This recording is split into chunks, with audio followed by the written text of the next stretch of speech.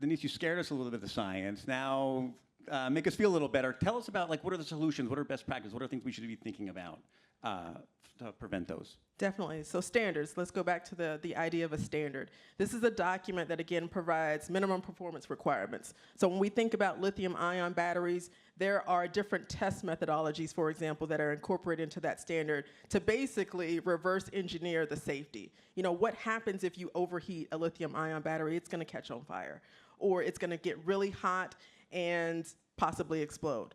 So some of those types of tests are in our standards. Some of those destructive tests are in that standard to basically try to achieve a failure so that we can see where those minimum requirements need to be at a level that keeps us all safe.